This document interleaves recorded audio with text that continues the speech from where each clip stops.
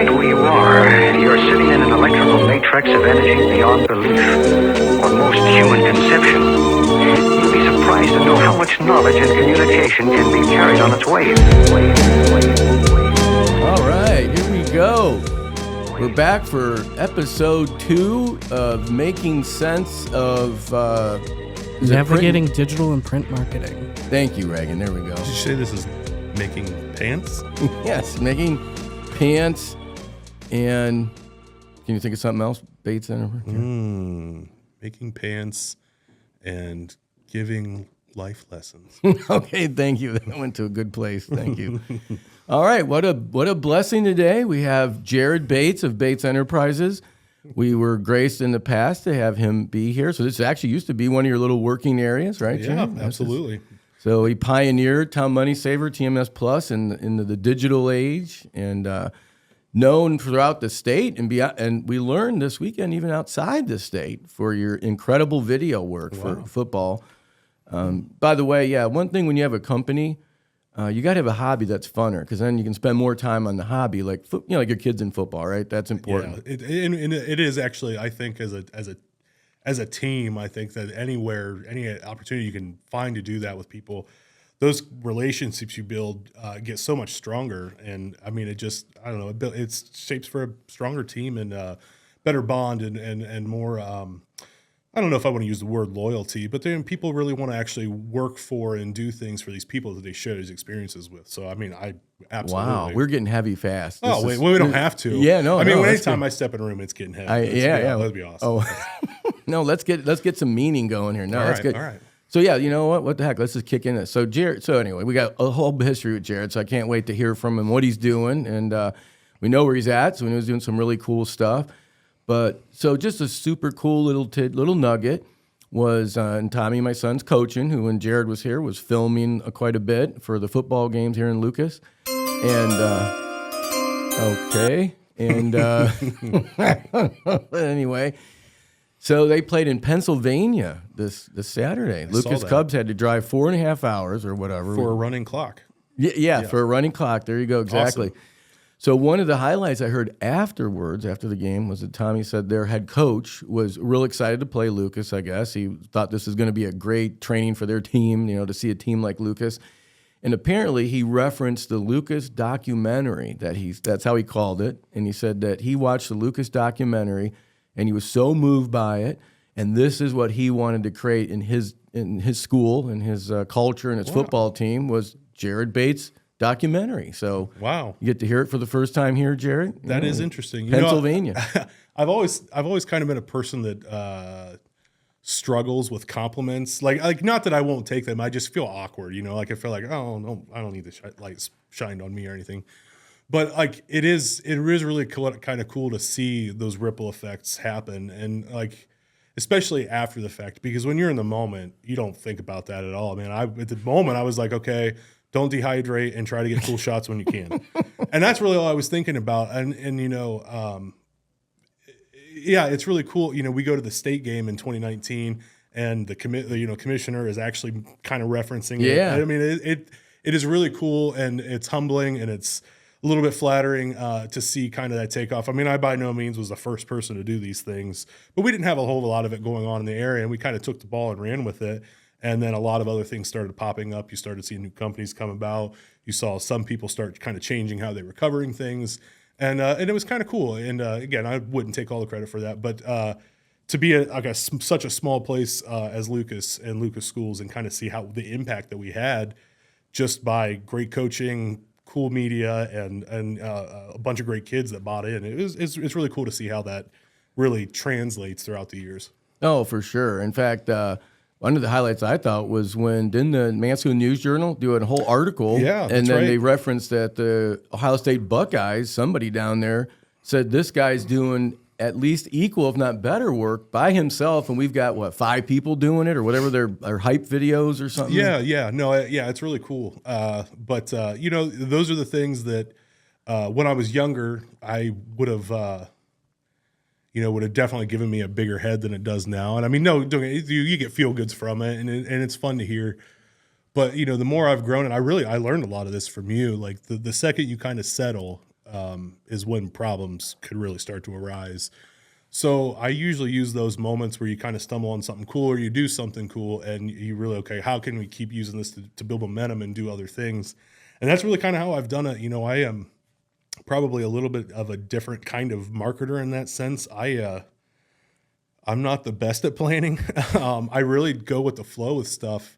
But I think that really works with my style because I don't want it to ever feel manipulated from a biased opinion. I mean, obviously there's certain things you're making hype videos and they're about Lucas. We're not showing the good plays from the other team, right. But I'm not trying to like manipulate the story, which I have no doubt we'll get into story a lot more here. But I don't like going with plans. Like I didn't go into those games thinking like, okay, I'm going to do this and this and that. You just kind of walk around and you go, all right, that looks cool, and you start piecing things together, and eventually you kind of just the story writes itself, and then my job is to get out of the way and not mess that up. Yeah. And I use that every day when I do video. I mean, I probably I wouldn't say I never prepare. That would be preposterous. But, I don't go in. I prefer working without scripts. I don't like, obviously for certain things when you're doing social media and stuff, excuse me. But, I don't like the feeling of people looking like they're reading. I don't like anything that doesn't feel organic, especially when you're coming from a marketing standpoint, because people know that. I mean, when you see 5,000 ads a day or whatever, there's been this weird, I don't know if weird's not the right word, but there's been this kind of cool shift.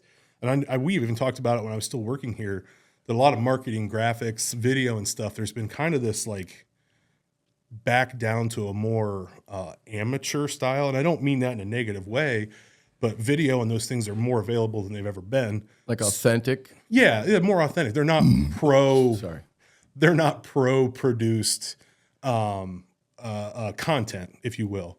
But that organic feel that doesn't feel like it's been written by 5 people and produced and have an audio engineer and all that stuff really speaks to people, because that's the content they're getting on their feeds every day.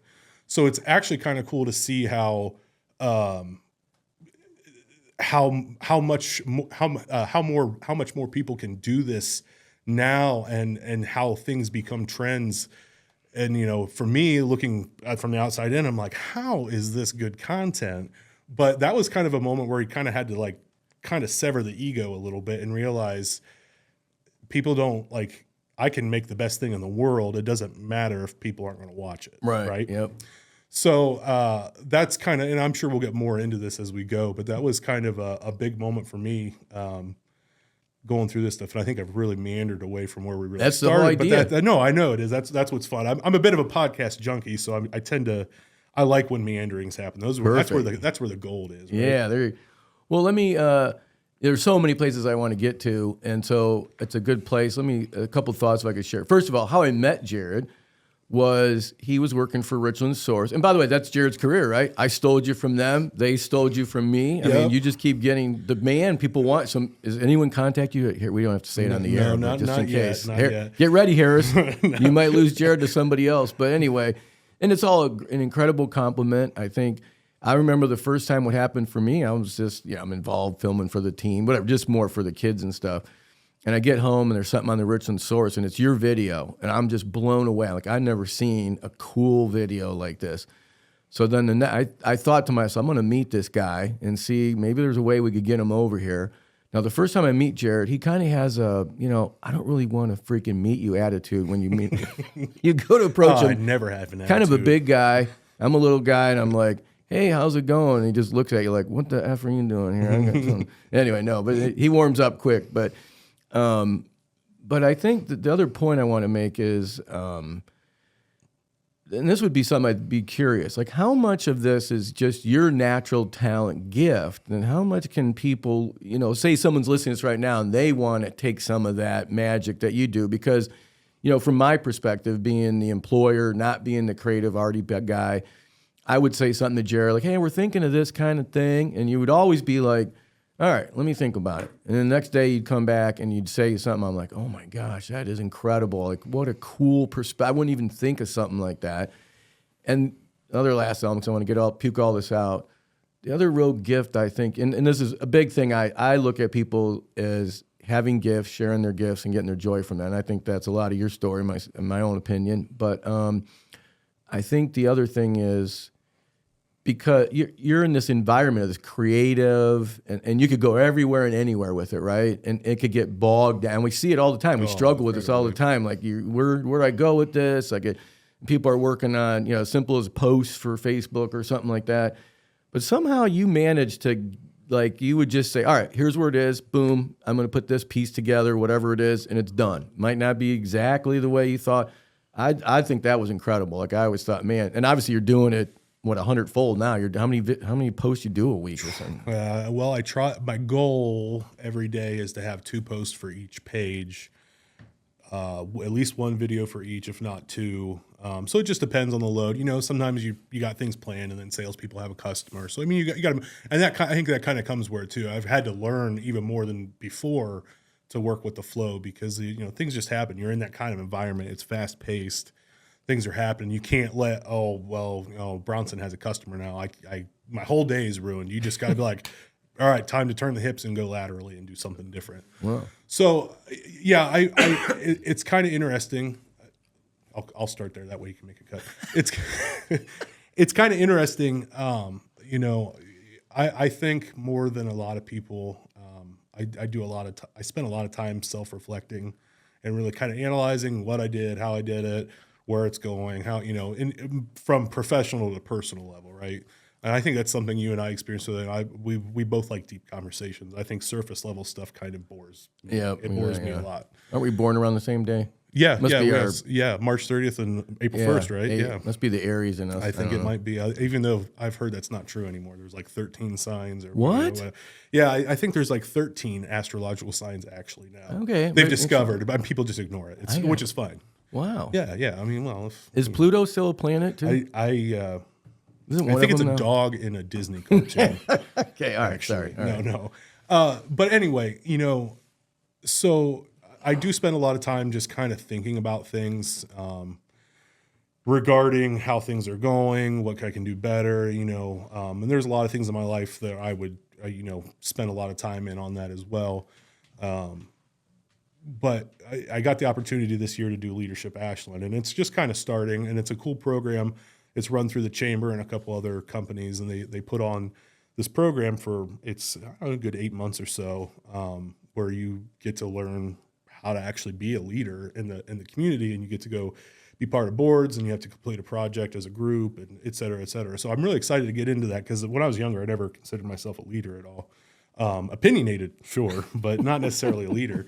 But I actually have found, with just getting more responsibilities and having to do different things, that I do have the ability to kind of make people around me better, in so much as, like, when we're doing videos, helping them really feel comfortable and not freaked out. Because if you're not used to getting a camera shoved in your face, it's not exactly the most comfortable situation to be in, right? So, like, the good about actually bringing the best out of others, which is a lot of fun. So that's something I've kind of learned. And I think vision and tenacity, and I think we've talked about that before. I think I've just always intrinsically had it. When I was younger, I can picture things in my head. Like, I can real life images, how it's playing out. So I get a lot of inspiration from that. Like, just having the ability to kind of see it and go, okay, this is how we're going to go. And the second thing is just doing it. And again, it's something that I think I learned a lot from you and working here and with Tom. Ideas are great. You can't put a price tag on some of them, but ideas are only that until they're put into action, right? Yeah. So, I mean, literally the Nike slogan, just do it. That's one of my biggest mottos. And that's what I would honestly tell business owners and marketers. Gosh, don't get so bogged down in the what if and here's all the variables and this.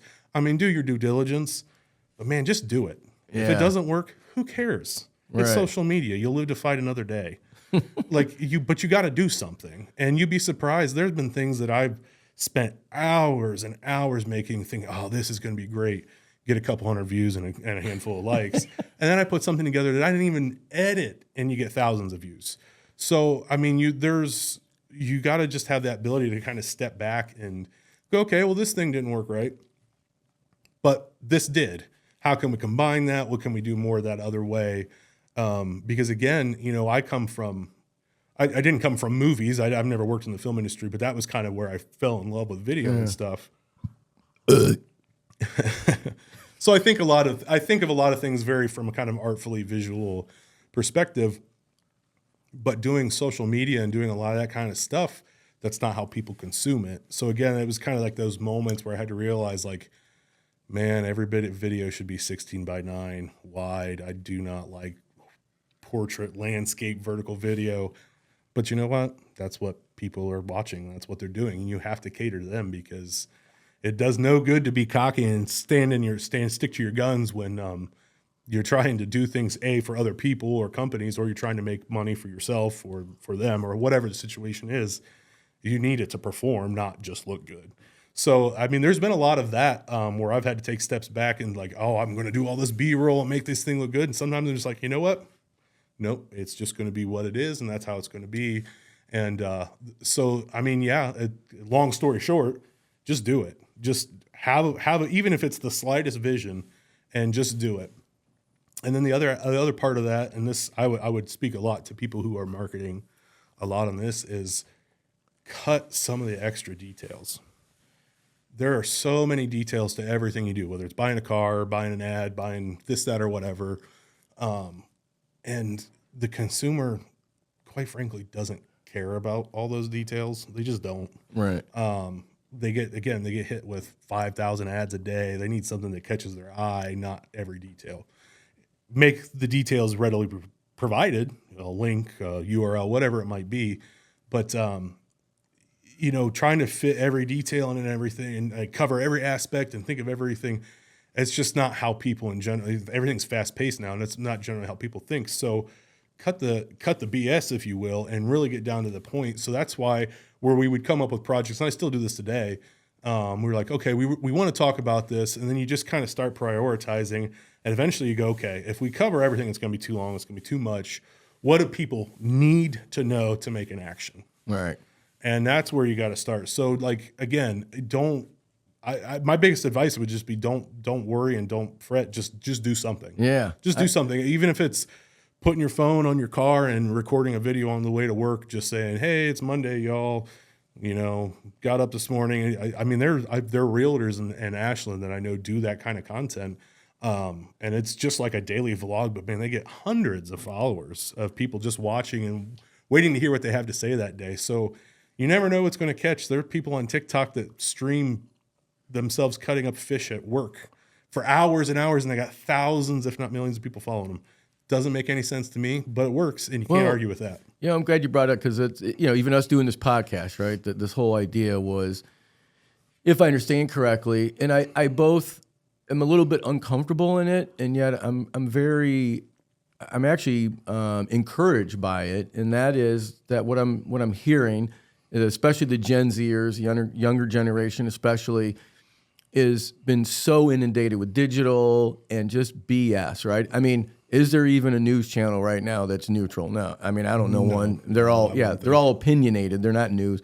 So my understanding is this generation is seeking authenticity and like just realness, right? Just like, okay, this is, so to the point what you said, like, Tommy's telling me, but the one real estate agent, how he got up and he didn't feel like getting up and went to the gym, and he's telling me how this is one of the, I'm like, who gives a crap? Why would you want to? And what he explained to me was, well, when you get somebody like that, you start to watch them, and if they feel real, if it's very real, now that becomes of interest or something, apparently. And so I guess what it is, if it sounds like, since we're living in such an artificial environment of content, that there's such a desperate need then for real, which hence to what you just said, the goofy thing you did real fast turned out to be good, because maybe it's even a little more real, right, than the one you prepared and had. I also, when I'm peeking this out, and this is old school stuff, sell the sizzle, not the steak, right? And people buy on emotion, so it fits all that, right? I've seen some of your really awesome videos with the cool skate. What the thing's called? The something cat, the Dodge car. The Hellcat. Hellcat. Yeah, okay, forget that. It's cool. And you did some badass in the Bronco and stuff. Hey, you know, just and this is the whole point. We want to get off course when we can. Tell the story, because a really cool thing, and I don't know how it really panned out, but you guys got robbed, right? Oh, and yeah, you recently. turned it into a really cool. Last year, yeah. So we actually You got robbed again? Yeah, the Chrysler store just actually, if you check out Action County pictures, it hasn't been posted yet, but we our Chrysler store got attempted to be broken again over the weekend. They did not get very far. That tends to be the case.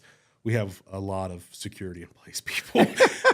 There is, I don't want to put this out as a challenge or anything. That's certainly not what I'm doing. It would be very difficult with trying to steal a vehicle at our place. Now, did you get a lot the of ones like that are people are trying to steal? Like that. I just had a thought. Did you get a lot of views and stuff from that whole thing when you were? So not this latest one, most recent one, because it wasn't a whole, but the one from a year ago, yeah, that we actually put the video out of people breaking in and stuff. Yeah, it kind of made a character, and we kind of made a laugh at it because, I mean, what else can you do? You can be real. I mean, robbery is no joke. I mean, I think everybody gets that, but we can't have stopped it from happening. So I think the best thing you can do is A, have a little bit of fun with it marketing wise, because that's always fun. And B, show a little bit of like, guys, what you're trying to do is pretty impractical. You're not going to get away with it. So maybe you could help us. I had a thought. If it worked out, if you guys had a lot of views, maybe we could stage a robbery here at Town Money Saver offices, and then pretend someone's robbing us. And do like a cool video. Someone might really need some good trash fire starters. Some real authentic, something to start a fire with. Those magazines. Yeah, there you go. I'm kidding. Obviously, I'm actually a big fan of direct mail. No, I'm actually a big fan of direct mail. But anyway, drunk mail. Drunk mail. Yeah. I mean, you could call it that. I don't think Making pants and drunk mail. I like it. What did I put in these cups today, man? I don't know. But, no, good stuff. This is a lot more informational. Last time, me and Jeff mostly talked about how going to the bathroom, how we had to pee a lot. Well, I mean, it might be a generational thing. Jeff's starting to get a little bit older. It was too old. It's 1 old goal today. Yeah, I mean, what generation are you? I'm an older millennial. I'm not the oldest. I'm 35 now. Millennial. So Wow, I'm a millennial. Yeah. But I think millennials like around 40 compared to my age would be about the right time. I'm not 100%. Are you at that age where like the kids are listening to music? You're like, I don't even know who that band is. We do have like some third party partners that will post some stuff on some of our pages for some contractual stuff.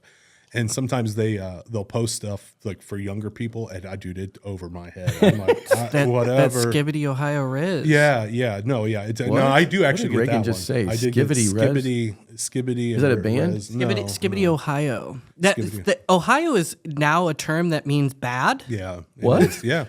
If you hear someone say something like, "Oh, that's so Ohio" or something, that means bad. How did that happen? I have no idea, to be honest. I thought Ohio was for lovers, but Yeah, so I think that's Virginia. I think that's Virginia. Maybe Ashland. They're still in Virginia. I don't know. Ohio's for corn. there is a whole lot of corn here. Corn can be bad. It can be, but it also feeds a lot of people. So we'll take credit for that. I heard recently that the reason it's so humid right now is because the corn is sweating. I actually did see a story about that last night. I didn't read it because I'm an average American and I just read headlines. See, a good example of what's going on, right? There's one little stupid story like that, because I've heard it too. So apparently, it's just like, if I go home and watch CNN. No, I would never watch CNN. No, I'm kidding. But anyway, if you're at home, throughout, let's say I'm home in the morning for some, I'm off at midday or whatever. I'm telling people I'm at work, hitting the road, but I'm at home watching the news. But anyway, you start seeing the same stories over and over and over again. And, in fact, one time we stopped watching TV in the house for like 6 months, and it turned it back on. It was the same stories. I was like, what did we miss? So back to the same, authentic, real, what's happening, right? That seems to be the cool. Okay, let's get off of that. Well, no, I think that is a great point. And I mean, for my last little thoughts on it, because, again, I'm opinionated. I think that's a product of the 24-hour news cycle. Yep. There isn't enough to talk about. So let's take the hottest topic and talk about it over and over and over and over and over and over and over and over and over. You hear me getting closer into the microphone because it gets really old. Hey, Reagan, can you do the deep voice sound effect? Jared's done a lot of videos with his. Maybe. We got some cool hype videos where Jared's on. Oh, there. I do it with mine. I don't think it works on yours. There you go, It works. Jared. He's taking it. I like it. All right, Jared. I got a couple of things. So first of all, because I'm hoping there's some younger people, and we don't know if anyone's actually ever going to watch this, to be honest with you. But anyway, if anyone sees it, what was the first thing like? Because first of all, here's another cool thing about Jared. I didn't even know. my wife, she likes the ghost stories and stuff like that. And we got some local, myths or folklore or whatever. And here Jared's like, what, in high school? And you were making these really cool videos about Jane's grave or whatever it's called. Yeah. And so my wife, when I met Jared and we started doing stuff, she goes, I think that's the guy that I watch those videos. So here she had watched those videos before I even met you. I guess, you could comment on that too, but what brought you into marketing? Like, I know maybe it was video or movies, but tell me a little bit, how did you go from being a kid in school and next thing you know, you're kind of on this path that you're in now? Well, I never cared about math. That would definitely be the first thing. No, if you don't like math, here's there is a career in the arts. No, I think I just always was, when I was a kid, I watched very few things, but the things I did watch, I obsessed over. Teenage Mutant Ninja Turtles, Batman, which ironically were about the only kids shows I watched. I watched a lot of not kids shows, which was kind of weird, but that's apparently just what I wanted to watch. Got into sports, still into sports and stuff, but I loved the thing about sports, the discipline, the getting in shape, the working as a team. I mean, I learned a lot of things from those. But the entertainment aspect of sport was always a lot of fun to me, trying to be the best out there. That's pretty common. I don't know if I'd call myself overly competitive, but I do make a concerted effort to be the best, at least in what I'm doing. Right, yeah. So a little bit of that. And I just think I had a friend growing up, and we're still friends.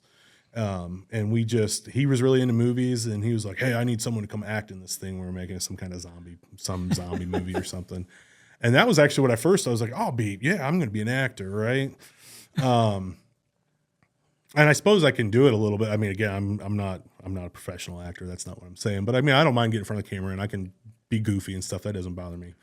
But it was kind of, we would be making stuff and then I just really wasn't liking the way it was looking. I was like, this could look a bit better. And I just started like, well, here, give me the camera and I'll try to find stuff. And it wasn't anything like studied or anything, but it was like, oh, this is a cool angle. I'll do it from here. And we get in the editing program and, man, this is really bright. Like, I'm not buying this as gritty. And like, okay, give me, let me mess with it and see if I can get some looks and stuff.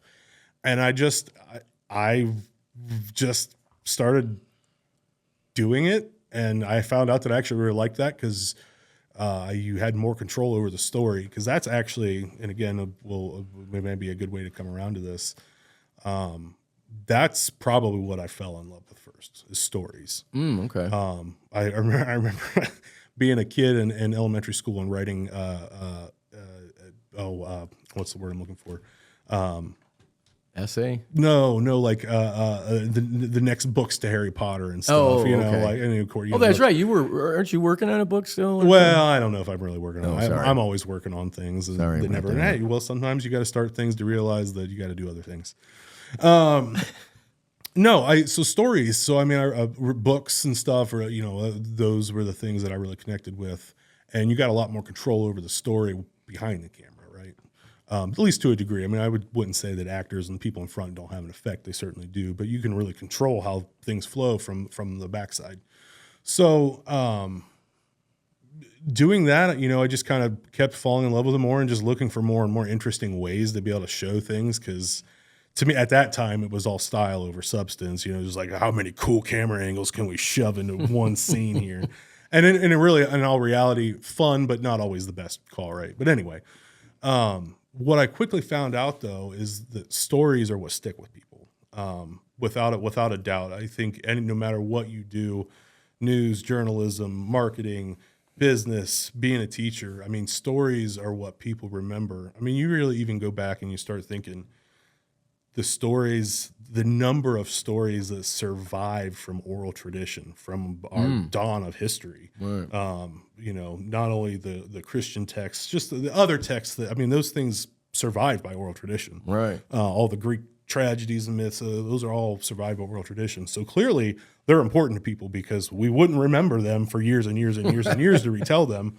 So, I started to notice that and, I'd always kind of written and did a little bit of things, but. By the way, you were an English major, right? Yeah, I was an English major. So obviously you're a copywriter. I was a copywriter. I did reporting. I've done a little bit in there. I've done some fun stuff, and I still do enjoy writing. I think it's a nice pure form of expression. That's, I don't know. I'm a nerd. It doesn't matter. Anyway, I don't want to say anything, but no, that's well, you trust me. I'll be the first to admit it. You don't have to say anything. No. So what I realized was that that's what people remember, and I started noticing that in the news too. You know, the things that were getting talked about and remembered were the things that had the best story to retell, right? And stories affect us in everything. I mean, you think about old school propaganda and stuff; those were stories, right? Everything's a story. Marketing is a story. So that's probably how I got into it, is stories, because I think stories are everything. Whether it's the story of a vehicle that might suit a need, or the story of I helped with the Ashland County Back to School celebration recently. Over 1,400 kids at the fairgrounds that we were able to help get started with backpacks and clothes and haircuts and stuff. Cool. And that's a story. It's not a very particularly difficult story to tell. I mean, all I had to do was be there and document it. But people remember that. They remember those images. They remember those things, those smiles on kids' faces. Like the emotion then. Yeah, I think they that's remember to me they remember the turn of the car and seeing how the headlight looked, and they remember businesses by the stories of how they were involved in the community or how they did this or that or so forth. And to me anyway, from maybe even from a smaller business stance, I don't know, not having been in big cities, how much it would play, but those are the things that really sell. Showing that, like, hey, we're in this community and we're part of it, and we have invested interest in here other than just selling a vehicle or servicing your vehicle or buying an ad or getting you to the doctor's office or whatever it may be. Right. So, I mean, it's focusing on those stories and telling those, to me, are millions of times more valuable than, hey, we got a Traverse in stock. People who are looking for a Traverse can figure out we have a Traverse in stock pretty easily, right? Right, yeah. And I'm not saying it's not important. We need to have videos on those. People need to see them. They need to be able to experience without having to be there. But very few people are going to remember that than a skit we did about a jump box being a boom box with Bronson and David, right? So really kind of thinking about that, and kind of, I call it soft selling, or kind of like, I don't mean subliminal in the sense that you're really hiding it, but like, we did that video with the jump box and Bronson trying to turn. I was like, I'm trying to play music for people to see this new Equinox. Right there it is. We were talking about the brand new 2025 Equinox. Yeah. But it's a very small part of that skit. Yeah. It's still about the Equinox, but you can have fun with that without being, it's $36,995 and it's got a front grille and it's got tail lights and some wheels. That's boring, right? Right. So, that's really where I focus on a lot of things, and that's where I fell in love. And that's, whenever I approach things, I do my best to try to find the story, even if it's loose in my head, telling that story, because, I mean, we're manipulated every day. I'm actually listening to a podcast right now. We'll go a little meander here. It would be fun. No, that's good. I'm listening to a podcast right now called Rabbit Hole, and it's by the New York Times. I'm not plugging them because I'm in love with the New York Times or anything. It's just who made it. But they talk about the internet and the algorithms and how they affect us psychologically and how we do things. Wasn't there a show with like Kiefer Sutherland that was kind of like, is it might called have been. Rabbit Hole or It's possible. I don't know. But it was that based on that, a manipulation. That's why it's just it starts. I'm really meandering. No, you're right. It starts examining this one specific guy. And it really focuses a lot on YouTube, because that's been around a lot. And the algorithm is very important in terms of how it plays in people's daily lives, because so many people are on YouTube. So this guy starts off, he's kind of having a rough time in life, right? And he gets on the internet and eventually is sucked down a rabbit hole to this really far right, like, stuff that I think most people would question. Right. And I'm not getting political right or left here. Yeah. I'm talking about some pretty extreme stuff. Well, he goes all the way there from here to, like, a year later, all the way to the other end of the spectrum on ultra left, like scary ultra left kind of things. And he eventually ends up back in the middle. And that kind of sets up the premise of how the algorithm had, like the YouTube algorithm and the recommendation system, and how it played such an effect on him, but not only like everyone who gets on YouTube daily, and just a little bit of light in how the internet works. And let's put it this way. If you don't have any idea, it's really scary, the situations you can get into. because you're getting as smart. We can be as smart as we want. We're not smarter than the AI, right? It's constantly evolving itself, not to mention the human element that's in it. But they literally showed how, like, oh, you like this guy? Well, this guy's got some similar beliefs, and a lot of same people watch that. So it recommends you that. And when it keeps getting deeper and deeper down this rabbit hole, well, then they change their algorithm. Guy gets blasted with stuff the other way, completely flips his stuff. And it just shows you, like, the stuff they're feeding you, if you're not careful, is what's influencing your opinion. And if you're not careful with what you're searching, how you're searching it, and what you're looking for and how it's getting delivered to you, pretty soon you're getting delivered stuff that only supports the things that you've fallen into. And I wouldn't call it necessarily healthy. Oh, yeah.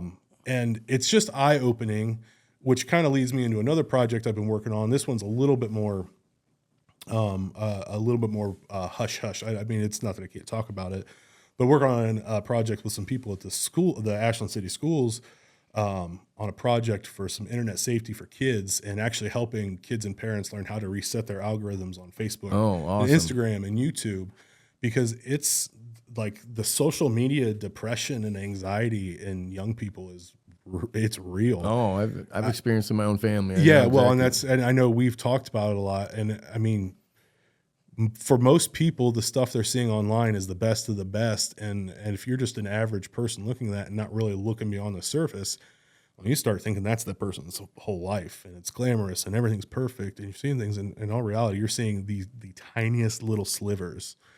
And you're experiencing a life that isn't real, like vicariously through other people, right? Yeah. So this kind of helps. It's not like an anti-internet thing. It's not like, oh, get off the internet, it's bad.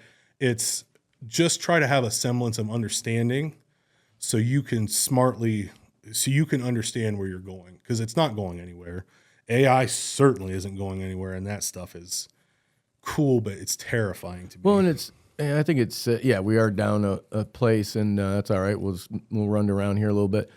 I think fear and divisiveness. I'm even saying that right. Right. I mean, that's what feels. I mean, I have friends that I'm with, and a guy called me, "Hey, we need to form a community because they're going to do an EMP bomb thing." It's some social media post thing, and I'm just like, "Oh my gosh! Like, seriously, like."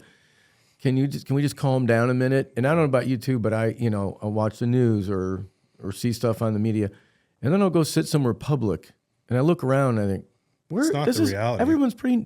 There's moms and dads, there's kids, there's people just driving. I'm like, where is all this stuff going on? Yeah. And maybe it is. Obviously, it is somewhere, but sure, it's such a minority part of it. It's not as big as it seems. I remember working here. And it turned out, the post itself turned out to be real. It was a real hoax, but they were going around like, "Oh, Black Lives Matter is going through Mansfield, and then they're coming to Lucas, and they're going to ravage and ravage." Yeah, and I remember people freaking out, and I'm certainly not poking fun at people, but I remember going, "Are you serious? Yeah. Do you really think a group is coming to Little Lucas to ransack the Bow? I mean, the Bow's a cool place. I'm not knocking it, but." Like, let's be a little bit realistic. What purpose would it serve them to come here? And that, again, it's not political. I tend to, especially as I get older, be a lot more centered, because again, you just realize that a lot of things, and I don't think I'm saying that anything that a lot of people wouldn't agree with, that things are so bent and warped, no matter which side you look at, right, that it's just it's like being a cop. There's one side of the story, there's another side of the story, and usually the truth is somewhere in the middle. Right. So, and it's not a ploy to tell people what to think or anything. It's not at all what I'm saying. It's just, and I'm not trying to be like a scary doomsday sayer or anything, but you do need to be careful and understand a little bit about how things work with the way you interact with it, because everything's changing daily, and all the scams and the things that happen it just gets more and more complex. 10 years ago, I'd never even thought I would ever fall for any kind of scam, and I still haven't, knock on wood. But I mean, there have been times where I've been like, wow, that seems really cool. Like one of my friends got hacked or someone acquaintance that I knew of, and they were asking like, oh, this painter is painting some people from around the community and stuff. And I was like, yeah, I'm not really that known, but I don't care if you paint them. And they're sending pictures of myself for my Facebook page. And then they start going like, oh, you want, they're going to pay you for using your image. We'll just need what bank you're using and your email. And I start going, whoa, whoa, whoa. And they're like, well, we don't want your account and stuff, but you give us your email, and you start asking questions. And you're like, well, see, if you know my email and you know where I bank and you just plug some other questions in, you might be able to find my pet. I was pretty easily able to start recognizing, okay, like this, all right, this isn't legit. But someone who's never experienced something like that, or isn't on the internet all the time, how would you ever know? I mean, it's someone that you vaguely recognize. They're talking about a person in the community is wanting to do like this community project, painting people. I mean, it sounds legit enough. Now, obviously, it started to get into areas where I was like, oh, okay, right. But imagine if you have no idea. I mean, you'd be taken for a couple $100,000 or a couple grand or a couple $100 or whatever, have no idea. It's scary. It's if you don't have any preparation for how to maneuver somewhat safely.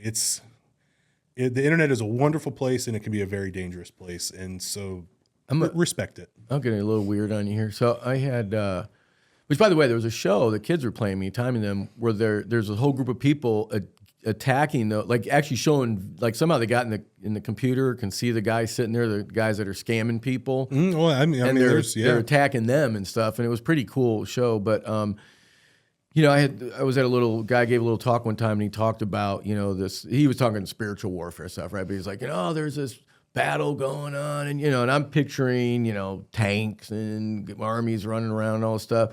And at the end, he said, and what I'm talking about is in your heart.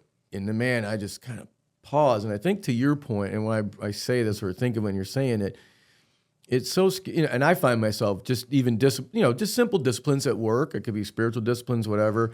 How easy we can go down the so-called rabbit hole, right? Like, because I have a feeling we're all constantly being torn, even inside. Like, I have this thought, maybe a selfish thought. I don't want to do this thing my wife wants me to, blah blah blah. Well, I can feed that thought, right? I can enhance it. I could nurture it, and now I can keep getting worse and worse and worse. And that's the part to me that I think is predatory, right? Like these people that are doing that, somebody's manipulating this somewhere, right? I mean, it's not just simply a random AI thing. That I mean, in some way it is maybe, but it feels like to make it right. Yeah, but it feels like it's definitely. So it almost feels to me like, an inner discipline to know, and me and Jared have had many heated debates, right? Political, whatever. Absolutely.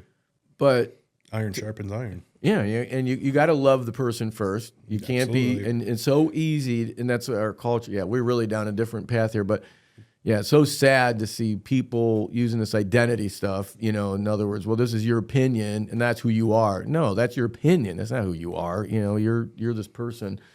Anyway, we can go on. All right, let's go back to some topics here. I've got some special notes I've prepared. I'm kidding. So, edit cough there.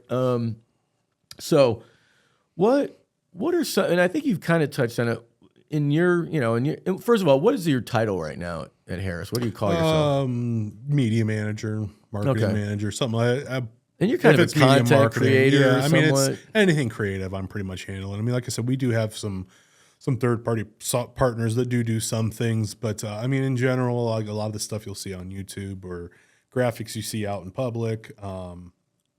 So here's what I was going to. What are your biggest challenges right now? Like, say, if you could say, what are the things that you have to struggle with, and then if you have any solutions, because I'd be if someone's listening to this that might even be considering or close to like what you're doing, that they might be experiencing something.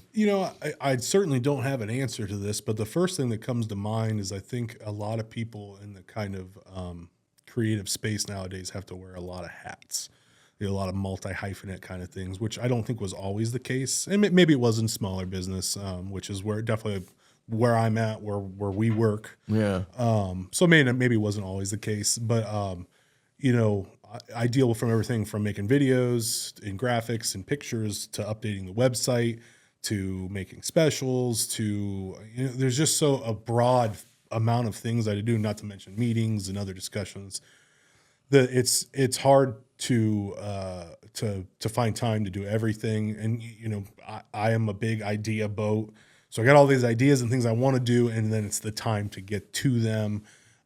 So I mean, I think that's probably a struggle for everybody. Yeah, in fact, you saying that, I even just simple communication. Like, somebody would rather text you. Somebody seems they want to email, and then I guess messaging, right, Yep, or on whatever. Facebook, yep. We have a new franchise. He's coming in Friday. You'd love this guy, and he got 4 print sales doing Facebook advertising, and it's all through the direct messenger. Is that what it's called or something? Yeah.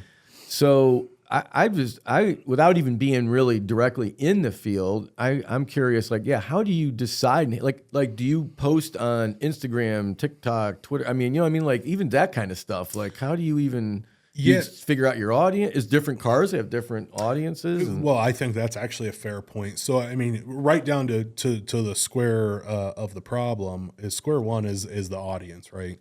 So, I mean, the first thing I look at personally is the area you're in. So we're in North Central Ohio, Northeast Ohio, however you want to define it. But we're up toward Lake Erie, and we have like plenty of people on X, it's called now, but Twitter. But I don't find a lot of businesses. I don't find a lot of business use there. And I'm certainly not saying that there isn't. I think it depends on the product, what you're selling, what your product, and again, maybe your audience is there. I think a lot of stuff from Town Money Saver to Bill Harris, whether you're, or name a business in the Ashland or Richland or Wayne County, in general, you're dealing with a lot of the same issues. So, I forgot where I was going with this. What was the question again? That's the part we want to leave in. Yeah, no, that's fine too.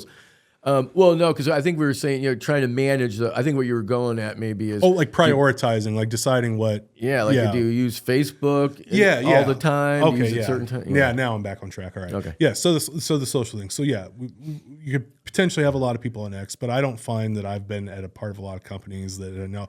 When I was at some journalists, at the News Journal and Richland Source and stuff, there was a lot of people follow sports, local sports that way, and news. So I mean, I have used it a lot extensively for some things, but like at Bill Harris with vehicles, we don't find a lot of interaction there. In fact, I think I closed down our X account. We don't even have one right now, just because it wasn't worth a lot of the extra time, even if it was minimal. Doesn't mean we won't have one again someday or things might change. It just didn't seem like the effort. Careful, you might get sued. Oh well, I don't care. Get sued. Elon Musk is suing advertisers for not advertising on Twitter. Well, Elon Musk can go buy a Cybertruck. They do look kind of cool when I've seen them. Yeah, but I also watched a video that a thing got like ripped apart pretty easily. Really? Yeah. So they look kind of ugly, and then I see them down the road. And there's something about them like I don't know. It's kind of cool. I think they look really cool, but yeah, they've had build issues. Yeah, like I was watching a guy. I mean, the favorite thing is when he went to smash. I remember when Ben was around. And do you remember that first video?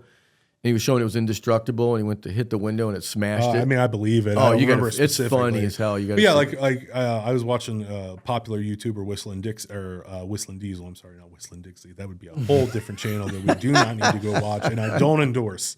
Whistling Diesel. Don't worry about it. He put like an old F-150 to a Cybertruck on a durability test. Old F-150 on with a Cybertruck for a durability test. Sorry for my cough there. And it started off cool. The Cybertruck definitely has some cool things that it can do, and it's quick. But by the end of the durability test, the Cybertruck wouldn't run. The F-150 would. So, there's just, there were parts where he was actually like the stuff around the door frame, like with his hands just popping off the aluminum. Wow, really? Like for like 9 feet. Well, you got to, and again, I guess, let me say this. I'm a little fan of Elon Musk.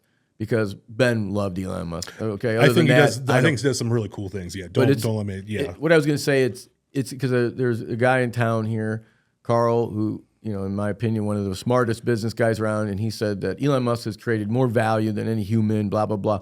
And then someone just got from Vegas. It was even Tom. No, Mark went there, and he said they went out like quad riding or something, and he said there was just acres and acres and acres of solar panels, and the woman explained to him this was all Elon Musk.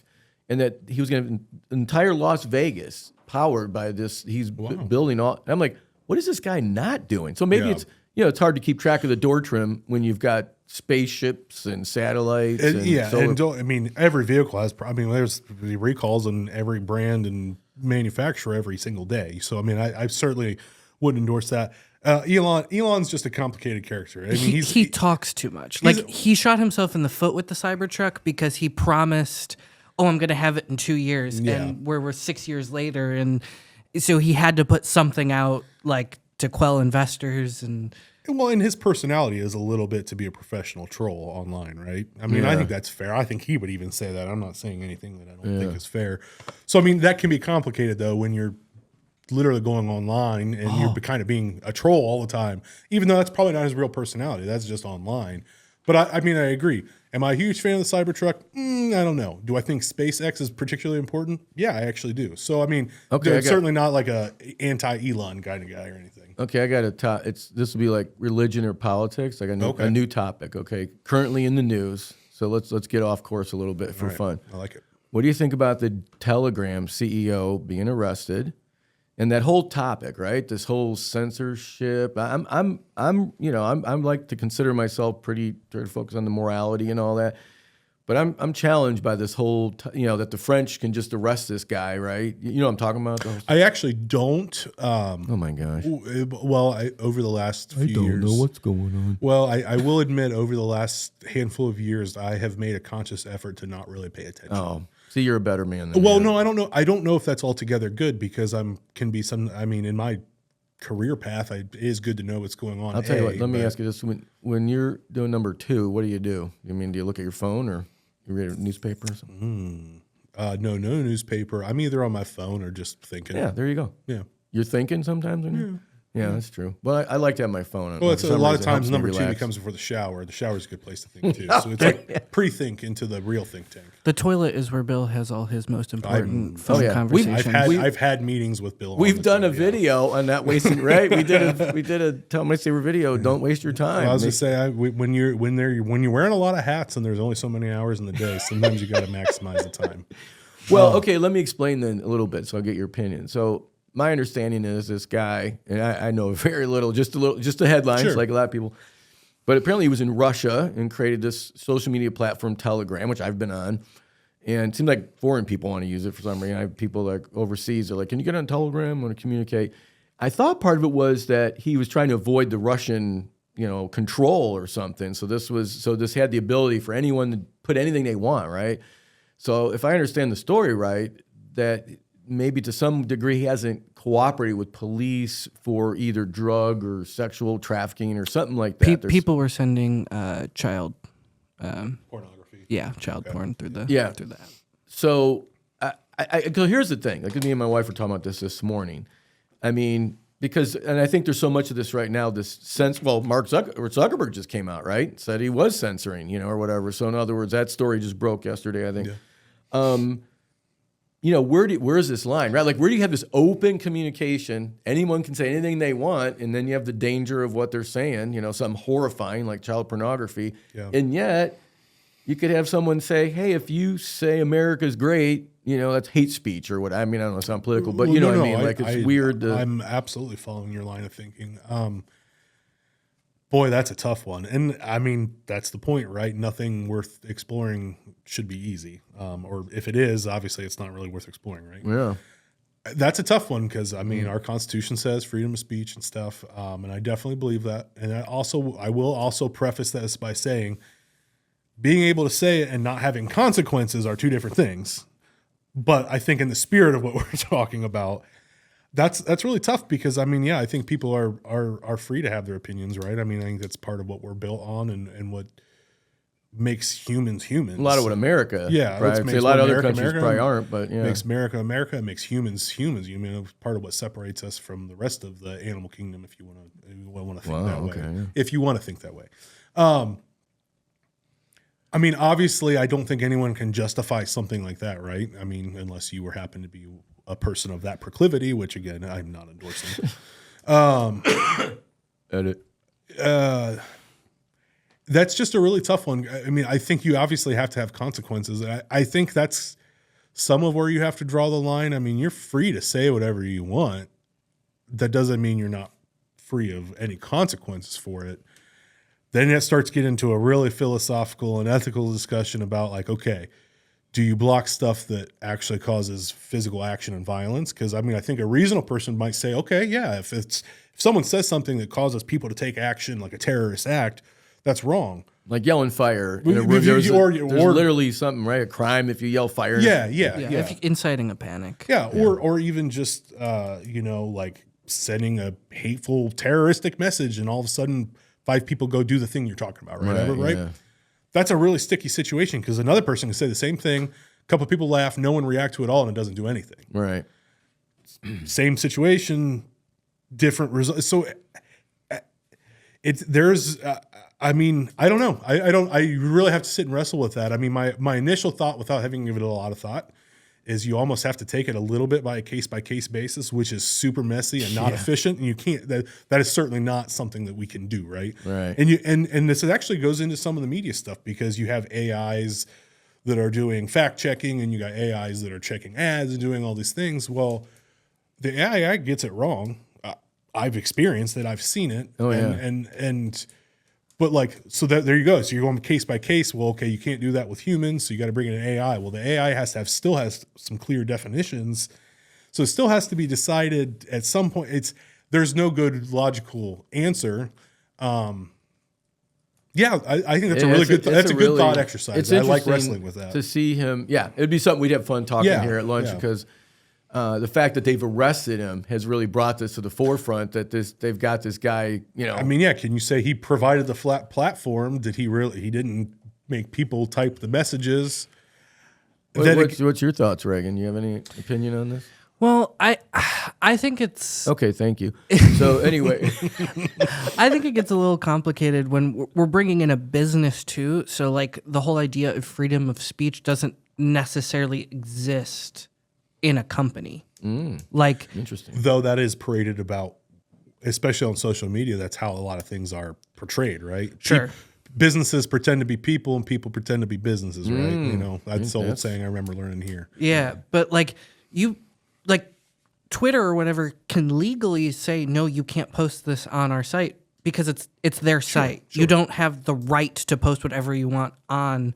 Whether you agree with it or not. Right. Still, they have the right to say so. Just like In Town Money Saver, you can't just print whatever you want. Sure. Like we have can be like, we're not going to do that.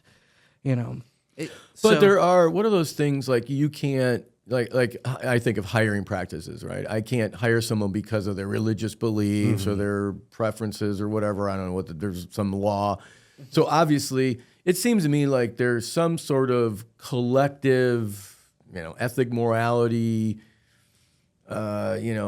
consensus of some kind that says, okay, this child pornography is bad. Okay, there's just no question. No one's questioning. Most people are going to agree with that. Yeah.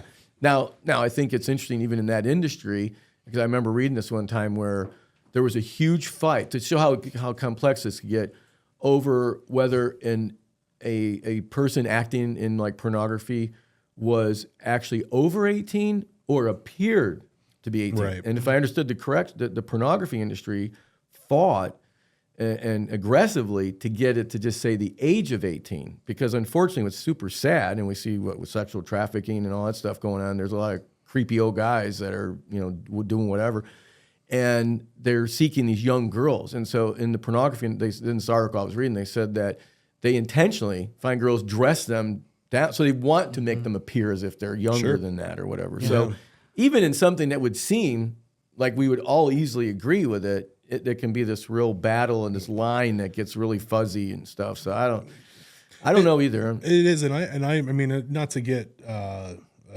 holier than thou than it or anything like that with anyone, but I don't think there's a lot of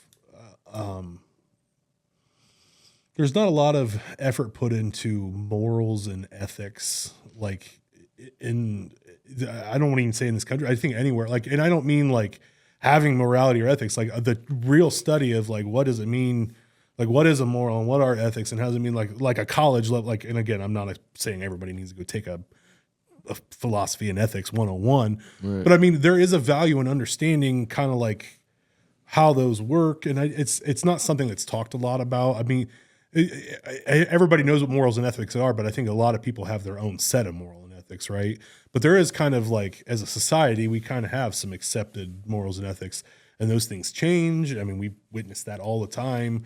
I mean, even looking at the way comedy has changed from the early 2000s to now. I mean, that was comedy gold to me, but now I'd be canceled for some of the stuff that you get laughed at, right? And everything's a pendulum. I think it's starting to come back. I think there's this big being super sensitive to everything that's kind of coming back the other way. And we're probably going to end up in a spot where it's like, okay, we're not being sensitive to everyone, and we're kind of we need to check ourselves a little bit. We start replaying Andrew Dice Clay. And, yeah. Well, I mean, but it's going to happen. Everything, it's always a pendulum. So I think this is actually an interesting talk, which is a place I think I kind of wanted to go with you, just because I know it's something we both have experience with, and a lot of people do, even if they don't talk about it, is mental health stuff. Because I mean, the pornography stuff obviously really plays into that. Yeah. I mean, do any number of searches on how many guys are starting to get lower and lower testosterone, lower and lower, younger and younger, and other things that are causing real problems for younger guys that weren't existing 20, 30 years ago. So, I mean, there's some real stuff there, and a lot of that stuff will come back to mental health in some way or another, I think, right? on that, since you went there, and we've had I think we all have a little bit, to be honest with you, but I think in my family too, we've had to deal with this, and anyway, I think it's so like underreported, involved in the, whether it's the shootings, whether it's the addiction stuff going on, probably the sex trap, whatever. Yeah. I just think there's so much mental health issues going on, and I don't think we even begin to kind of know. I mean, there's a little bit, right? But there is so much, and I mean, there's a million directions we can go with that. The kind of talk about drugs or something. There's the school of thought like, oh, you did drugs, you broke the law, and now you get arrested, go to jail. Oh, yeah. Is that better than saying, no, you've got a problem, we need to get you help, and going that route? There are people that think that would be a better route, and there are people who have trying that. And I don't know. I'm certainly not saying I don't know. Oh, no. To that point, I talked to one of the police chiefs around here, and he said, this is so screwed up. He goes, these are people that are having mental health issues. Right. They're having addiction. These are like illnesses, diseases, and we're arresting them and giving them a record. Now they got a felony on their record. Right. And 100%. We're not handling it right. And I think it's getting better. And I actually do think that we're going to have, and honestly, it's probably part of some of the extreme sensitivity or the extra sensitivity we have in society now, is I think more recognition of mental health issues and how they affect people. You can argue that maybe it's gone a little too far. You can argue that, whatever. I'm not here to make that statement, but people are talking about it more. It is getting recognized more. And I think we are going to have some vast shifts in how we address these things throughout not only the country, but the world. But I know it's something I really struggle with. I know you've had some history with it in your family and stuff. It's stuff that we've had to experience together. Obviously me much less than you, but, I think that's something, whether you're a small business owner, you're in marketing, you're in advertising, you're an athlete, or you're really whatever you're doing. But if you're doing something you're really putting your heart into, which I fully believe, something I tell people this weekly, I'm not kidding, that I learned from you is if you have a gift, if you have a talent, if you're not using it for some kind of good and to spread some kind of joy, what's the point of having it, right? Yeah. So, I mean, I really believe that. And, when you get your heart into something, you tend to spend more time, then you got less time for other things. And then all of a sudden you're all caught up. And I've been a victim of this. It happens to me all the time. I can be kind of a workaholic because I enjoy what I do. And all of a sudden I've realized like, oh man, I haven't mowed my yard in a week and I haven't talked to my wife hardly, and I haven't done these things. But when you're passionate about something and you get involved, it's really easy to kind of forget about some of your health, especially your mental health. Yeah. And I know it affects me a lot from time to time, and I've actually gotten a lot better, I think, over the last handful of years, to be more healthy and how to handle that and deal with things. But I just highlighting the importance of taking care of and considering your mental health, especially if you're doing something you really love, because burnout and those things really happen. And if you're not careful and you do have some real mental health issues behind you, man, can you spiral out so fast. And a lot of people, I think I am one of them, and a lot of people are, strong enough to pick themselves back up and rebuild and, recalculate, but there's some people that aren't. And that I mean, just to put that sucks that there are some people that think that it's so low that there's just nothing left to rebuild. So, I just the importance of that, because I think everyone, and no matter the industry, passion is a powerful emotion, but passion and love and passion and anger and hatred are really close, right? Yeah, exactly. So, I mean, if you're not careful, you just get lost in the sauce, and you don't take care of yourself. And Ooh, I like that. Lost in the sauce. yeah, and you That's just kinda get, cool. you lose track of things, and that's no good for anyone. As you're coming to, and in fact, I remember I had, my daughter was going through a little episode at home, and I think this is a huge, huge point. I think, and this is both mental health and addiction, right? And I remember thinking, what is your problem? Like, what's going on, and you're not stopping it or fixing it or whatever, right? And I don't know if you remember this, but you were the one I came to work, and I had this horrendous panic attack. Like, I had one in I had him when I was younger, like 20s. And it had to be a God thing, because I remember thinking, I am fully aware that this is going on, and I can't stop it. It's just going to happen, right? And I really feel like if I had to pinpoint one thing, like stigma-wise or something, and I struggle with this, and we've had it big in our family, that the people that are in the addiction and the mental health going on, they don't want to be there. And yet it's so easy as an observer or a coworker or something, you're like, what's their problem? Why are they doing this? Or, it could manifest itself in just little work things going on, especially if it's on the job, right? We've had stuff, we know it's affected, jobs that we've been on or something. Yeah. And to have that sensitivity. So in other words, if someone was on crutches, everyone would be easily aware, oh, here, let me get the door, let me do this.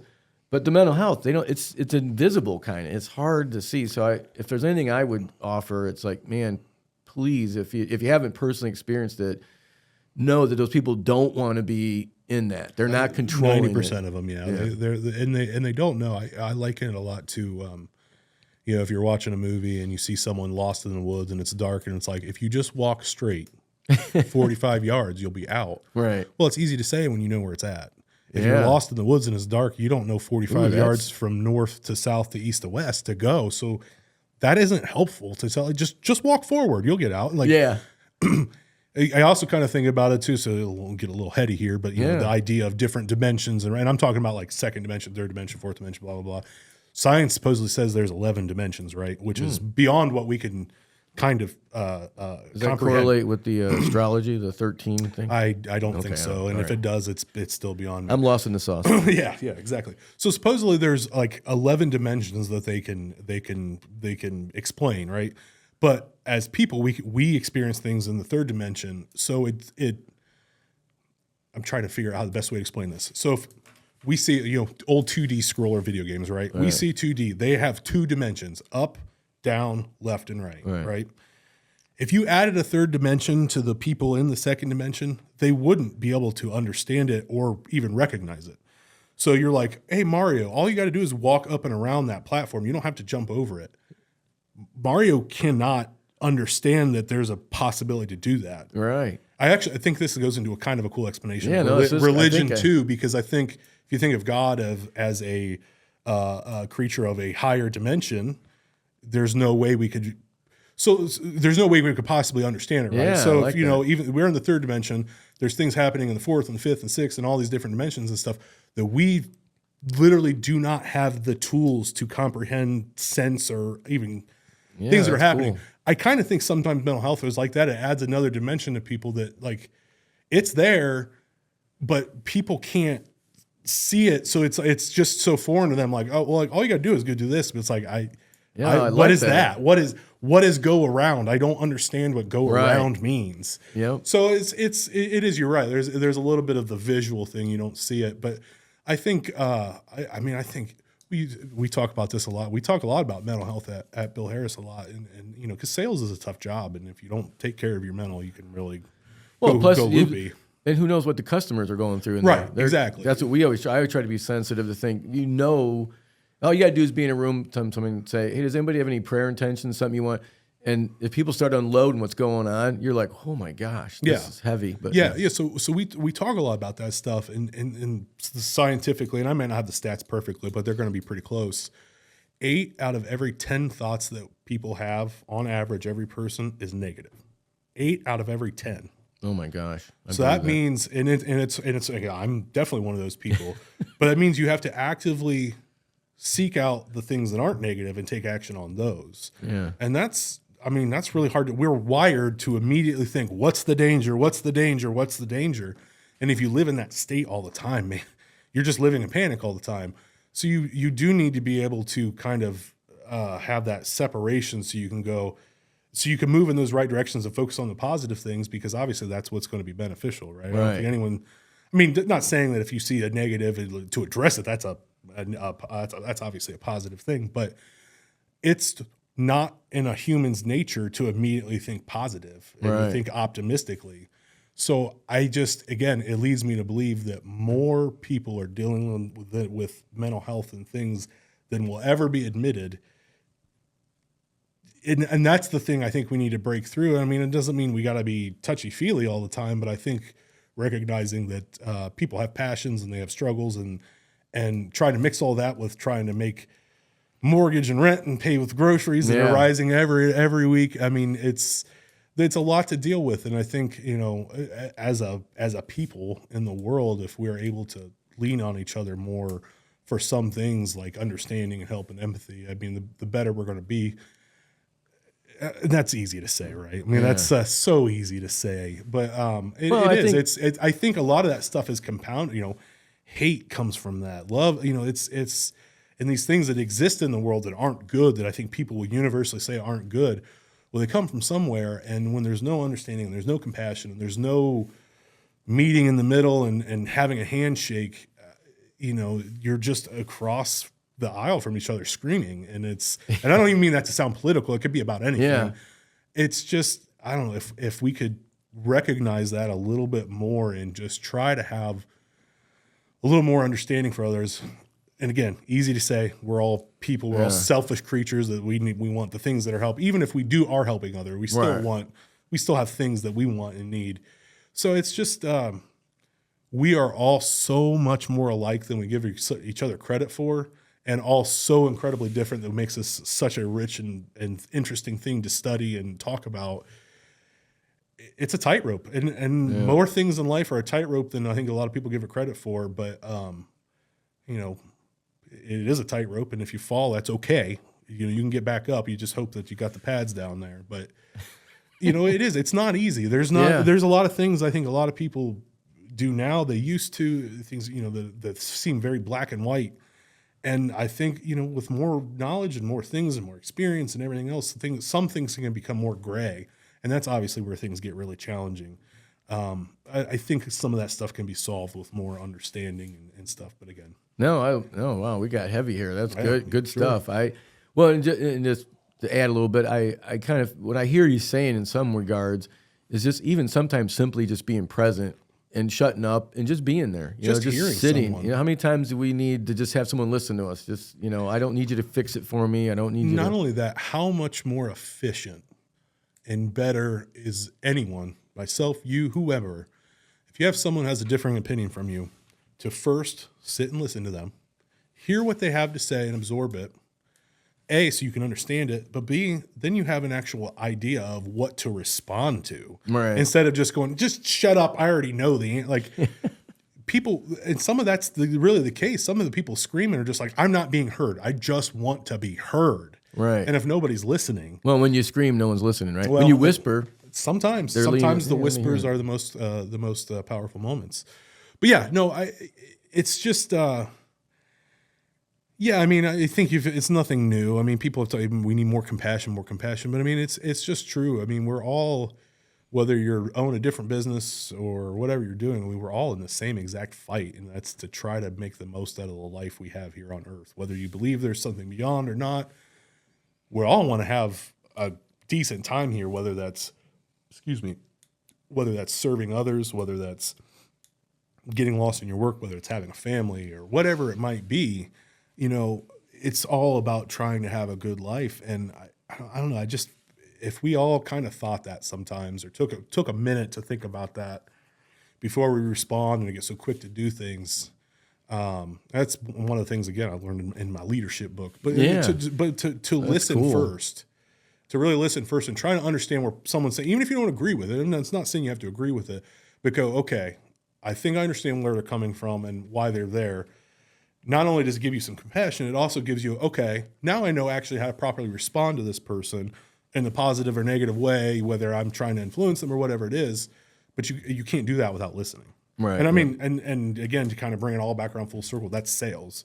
Sales to me is more listening than it is talking and selling something. If you're not listening to what the concerns are, the problems are, the things they need, and do that, you can't be effective, and you're not addressing the right things. So, I mean, it's, again, trying to bring us full circle on what we've been talking about, but it is amazing, again, how sales and life can be the same thing, because we're all dealing with the same problems. It's all a reflection of the same stuff that we're all dealing with. I can't help but think, as you're saying that, I was just sort of visualizing the topic on social media and looking at, right? It's all one-way communication, right? I mean, you're sitting there. Yeah, I guess you could be interacting back and forth, but for the most part, you're sitting there and you're not, there's no back and forth, right? Mm-hmm. Whereas sitting in but it takes energy, emotion. It's crazy. Sure. Even getting older, I'm 60 now. I'm like, in fact, I said the other day, did you call him? I said, no, I texted. He goes, well, he's going to blow off the text, and I'm like, oh man, that, because when you call, you might be on there a while. Yeah. And so you tend to want to maybe like, let me just get the answer real quick. Crazy though, and it's something I know from experience, and I know you've talked about a lot though. A lot of the times though, those calls where you're like, man, I don't know if I'm going to get stuck, sometimes end up being the best calls you've had all month. Oh, yeah. So sometimes, again, it's just that just do it mentality. I think we're back to that. Yeah, I mean, it's just do it. It's the same thing with mental health issues. You can't sit and ignore them. You got to just do something about it. Because sitting with your hands under your legs is going to do nothing for nobody. Right. So you got to do something. And I mean, again, to kind of come full circle, I mean, that's how the last several years I've really come to approach things. I mean, there's definitely times where you say, no, we're not doing that. But I mean, when you have an idea that you're like, you think it's worthwhile, man, just start going with it and get it done. And you know what? When it's done, you might have things you want to improve. You might have things you want to change. You may not. Maybe it turned out really good. I've had those kind of things happen. It's a lot easier to adjust from that than trying to think of all that stuff and spending 6 months ahead of time trying to make the first one go, okay, that was pretty good. And I think I know how and then to improve it. And then you just keep improving. And eventually you kind of land in a spot where like, okay, now I kind of have a quote unquote template. Right. And if worst case scenario, I can fall back to that. Yeah. Sometimes how I approach doing the car walk arounds and stuff, like, okay, I have this general idea of how we can do things. If nothing else, I can have people follow this. We try to break out from that, but if it's not working right or whatever, we have that. Do you ever try to? One of the problems I have is like, I think I'm funny and I'm not. Do you ever have a thing? Constantly. Oh yeah. You think you're doing something kind of quirky and fun, and it just goes flat. What's best is when you put it on video and you're like, this is going to be hilarious, and you show it to like a room full of 10 people, and they're like. It makes you feel so good inside. Yeah. But no, I mean, it happens. I would rather have those moments though than go, that might be a good idea. I don't know if it's going to work. Yeah. Whatever. In other words, keep trying it. Don't get, because you'll hit on something fun. Yeah, this is social media, not network. This isn't NBC. Right. I mean, I would rather make 10 videos and fail at 9 of them and have one good one and go, okay, well, I know that works. Yeah. Than make one video and go, it was all right, but I have nothing to compare it to. Perfect time. So I'm thinking to maybe wrap up a little bit. One of the things I wanted to ask you, besides your Buffalo Bills Mafia hat, what do you think is one of your greatest accomplishments? What would be the things either was the coolest, you're the most proud of? So, I don't know. Like, well, if you had to go back and say, that was super cool when I did that thing. I know, honestly, I got asked this when I was hired at Bill Harris. So it's actually, I mean, a couple years, or going on a couple years now, but it's actually somewhat fresh in my mind. And ironically, we've already talked about it. And that was some of the stuff with the Lucas football team, especially the couple longer documentaries I made in the 19 and 20 season, going from 2019, the state run, to the COVID season. Yeah. Nobody asked me to do those. I just felt a huge pull to do it. Like, it was like, I need to do this. So, I mean, getting the story and putting it together, I mean, you got to weave things. And I think that's again, I'm not trying to toot my own horn, but it's a gift I have is being able to kind of like take these piles of different things and go, okay, here's the pattern that makes, here's the linear pattern that makes sense. Yeah. So there's a little bit about that, but there was just such a strong pull that I couldn't explain. It's like, this is what you have to do. It wasn't even a question. Yeah. Like I didn't have to think about it or question at all what I was going to do or how I'd approach it. I knew how I wanted to approach it. And those meant a lot to me just because it wasn't, the town didn't ask for it. You didn't ask for it. I didn't ask for it. It was just something that felt so perfect to do. And I hope, I'm not saying that kids are going, that was the greatest moment of my life. I don't want them to think that, but like knowing that those moments really meant something to some people, like how to gauge your impact is pretty cool. So. I think it had a big impact. And would you put, and I can't help but think, because a lot of people wouldn't know about, but we had an angel named Blaine Drake that passed away. You never even met him at our, and you did that incredible video. And I remember, it was to honor Blaine on whatever anniversary it was that he had passed. But it seemed like, you had that real gift of bringing out the story and then asking. I just remember at the end, and you're like, all right, get ready. And you're like, well, what would you say to Blaine if he was here? And it's like, oh man, it's gut wrenching, Yeah, and it's not always comfortable, but it's also the thing that while I was sitting there interviewing you, going like, no, this isn't gonna be fun for him, but like it's got to be done because I know that like that moment when it plays and everybody hears it.